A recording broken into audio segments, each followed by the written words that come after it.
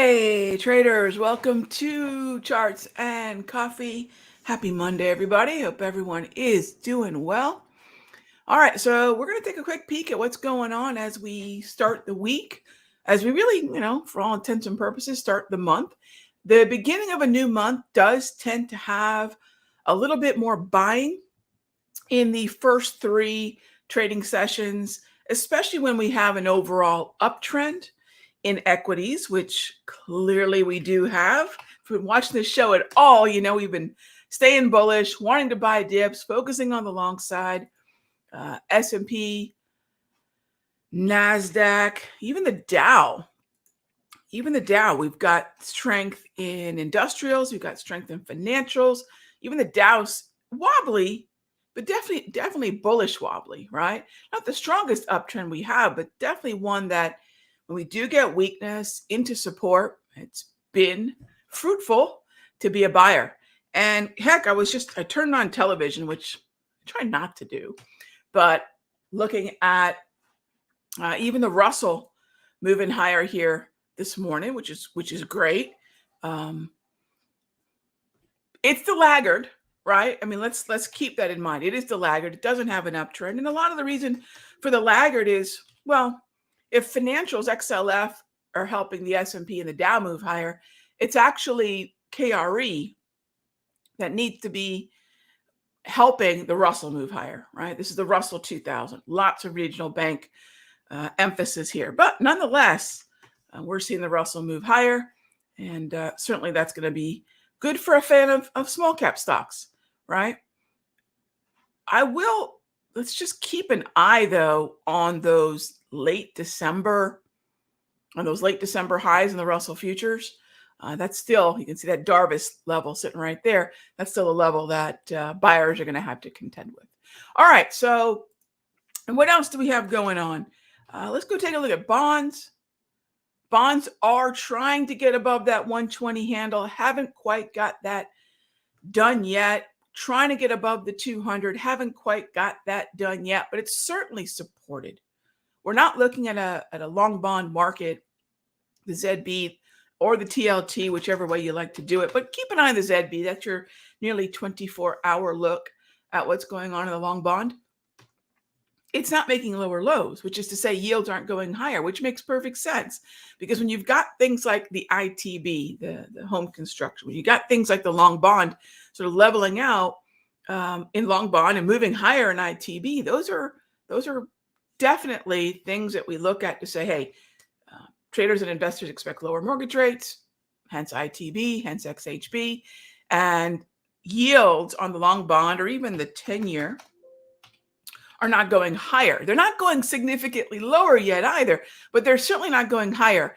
And it's a lot like throwing a ball in the air, the velocity, and then it stalls and then it comes back down.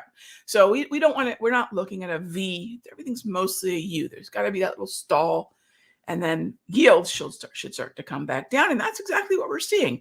Stalling through the first couple months of the year. And then ZN moving higher, ZB moving higher is actually inverse to the actual yield, which is then moving lower. I know, makes perfect sense, right? Why not make these directionally logical? Nah, that'd be too easy. All right, moving on to another corner of commodities that we love, certainly coming on stronger. And this is the relationship of crude oil to energy stocks to a long position that we have in the mastery in Chevron. Right now, it's early, right? But once upon a time, when we were talking about getting ready to buy financials in the Top Tier Outlook newsletter, which will be out later today, we had this move in November that's very reminiscent of what XLE is doing now.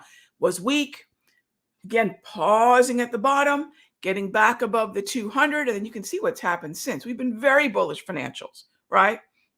This is not a new trend in any way. And, take a look at what October to mid-November in the financials XLF did. And that should be, every symbol is going to have its own mannerisms. That should be the sort of response we start to see in XLE as long as crude oil continues to move higher. Economic optimism is really good for crude oil. Economic optimism is also very good for copper. Copper's above the 200. Is it super optimistic yet? No, but at least it's in the bullish hemisphere. So the things that we want to see starting to act like lower rates are coming, money is going to be easier to lend, it's going to be cheaper to borrow. These are the things that tend to fuel a lot more economic optimism and strength. And of course, please remember, the equity markets are a forward-looking machine. It's not just futures. Stocks are thinking what's around the corner. Indices are thinking what's around the corner. The sectors are thinking what's around the corner and will rally in anticipation of it, which is why it gets so darn vulnerable, right? When we don't get what we discounted. Everything is buy the rumor, sell the news, right? And that's exactly what we're doing. Okay, so that being said, as always, if you have any questions, feel free to type them on in. That's a quick 5-minute breakdown of what we've got going on. We're going to continue to buy the dip. I mean, is there anything else to do in a dovish pivot year with an election cycle?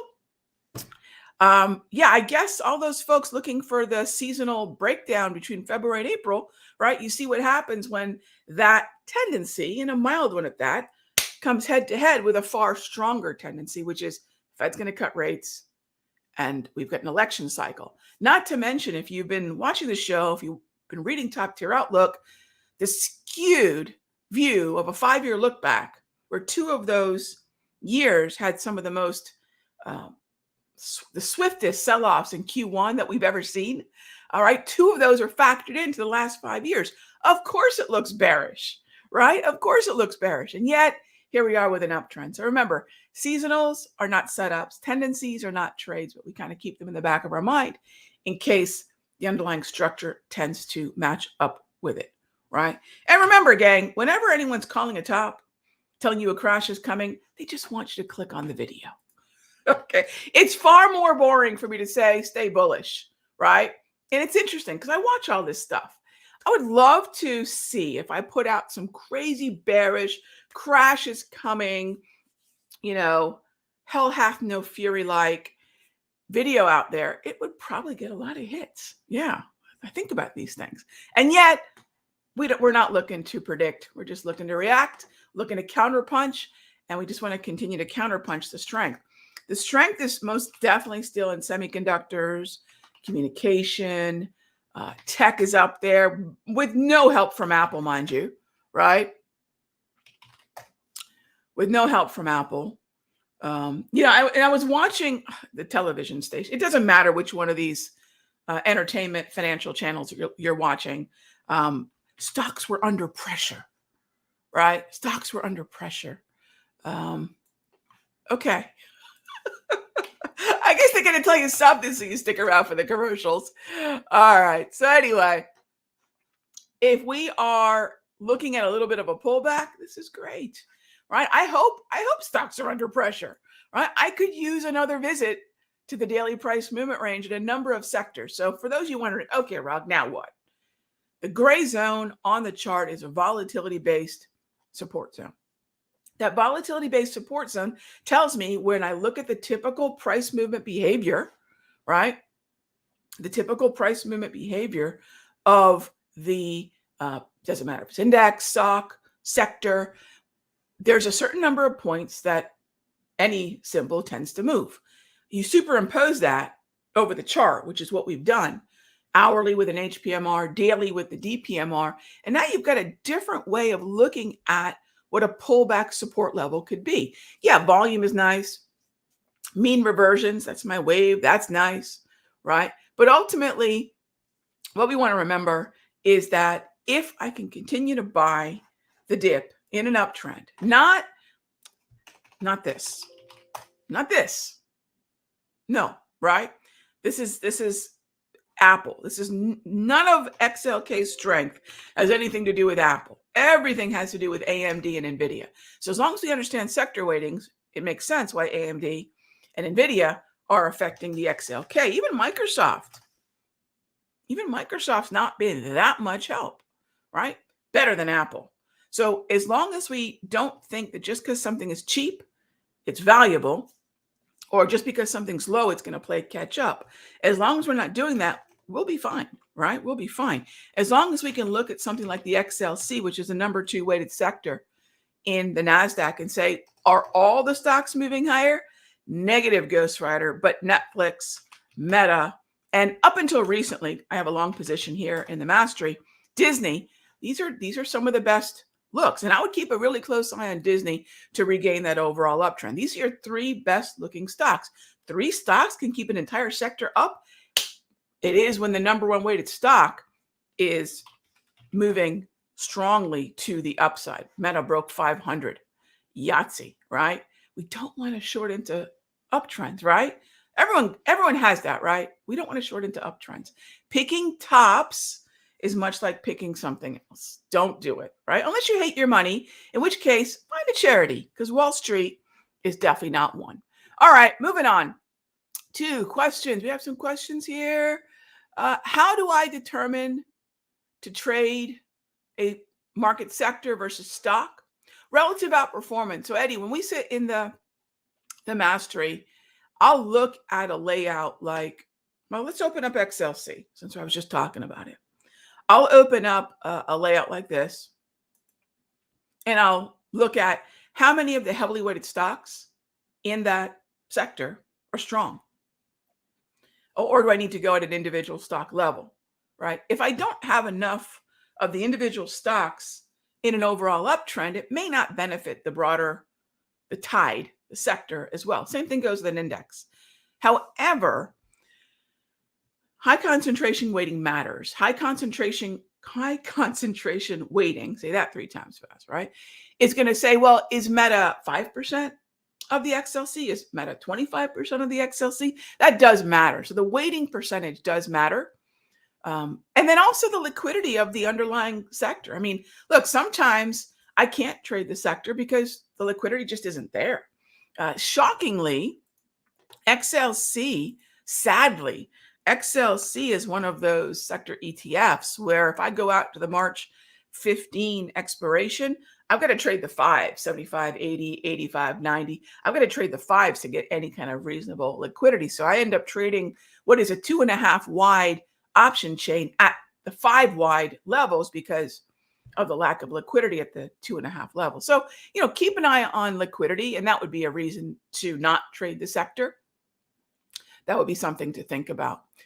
For those of you that are asking questions about what's available in the Mastery and so forth, just hop in the Mastery, ask the question there. I know we did a webinar on this not too long ago where we made clear what's available in the Mastery. So if you have some particular questions, again, just ask me when I see you in a few minutes. All right. Next up is, bear with me. BLP, that would be a question to ask in the Mastery. What's available? By the way, what is available to Mastery members is in the files section of the room. So once you are a member of the Sector Secrets Mastery, once you get in there, you have access to a lot of stuff. Top tier outlook, the Learning Center, the layout that we make available to members. Once you're in there, you'll see everything that we have available to you all. We have right now for this month a curated pack of daily price movement ranges, a curated pack. So it's an expanded pack of hourly price movement ranges. We have those things for everyone to test out for the next month. So once you're in the room, just check out the files section and you'll see everything there. All right. Thank you.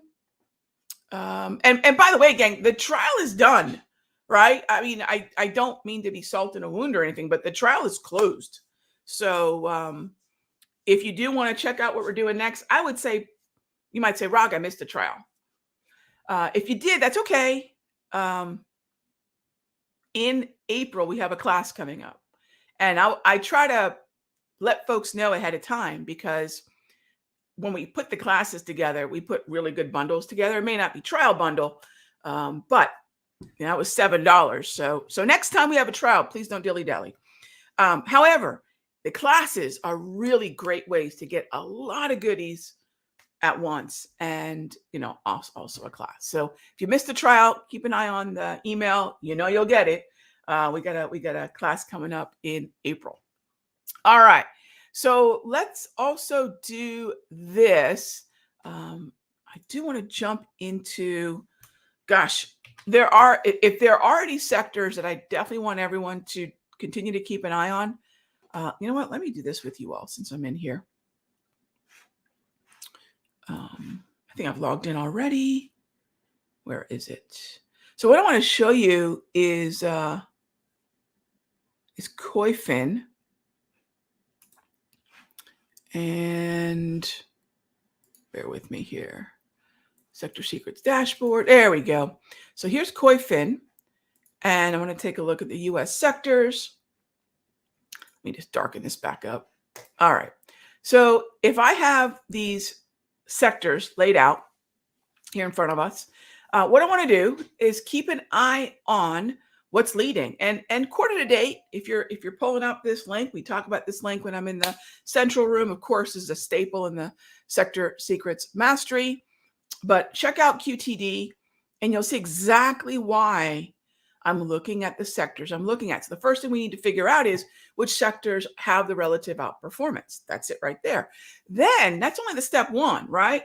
The other steps are what kind of flank this. What's the index that this sector is most involved in? And is that strong?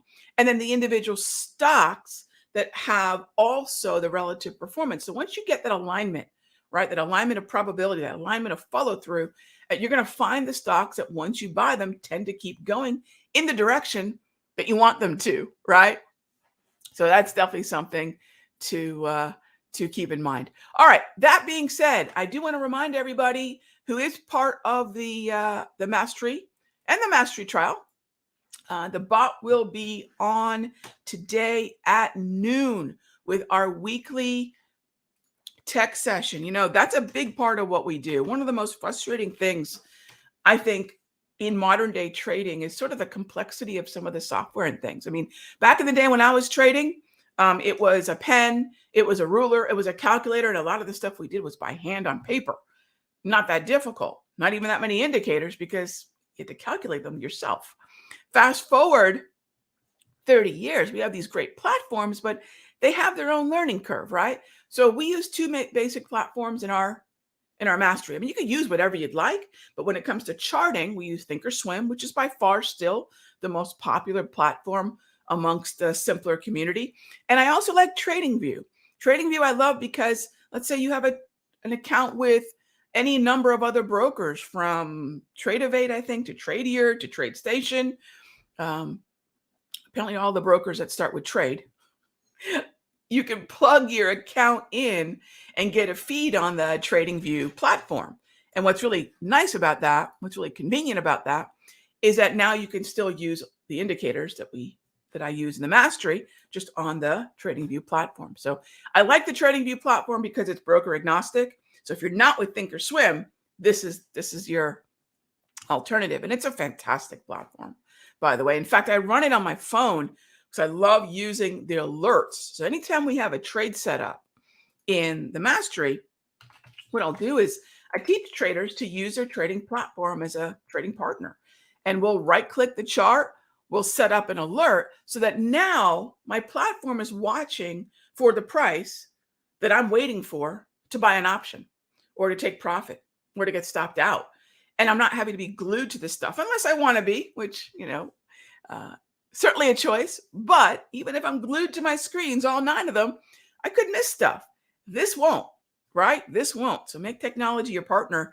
And it's a great way to do it. So I like TradingView as well. And I run it on the fruit device, as the bot calls them. So I have TradingView running on my iPhone, and then the iPhone will buzz at me, and my desktop will buzz at me. It's kind of hard to miss those heads up.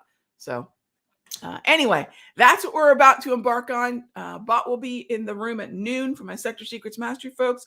I'm about to jump into the Mastery because we got our morning of day trades to come, and then we're going to go do our swing trades. And then exciting, tomorrow we're going to get into our, especially for those of you in the trial, 30 days, we're going to have our first session with you all for our portfolio review, which is up very nicely. So how do we manage that longer term view? How do we manage a weekly time frame, 6 months, a year or more time horizon? That's tomorrow afternoon. All right, gang, be good to each other. I'll see you tomorrow, same time, same station.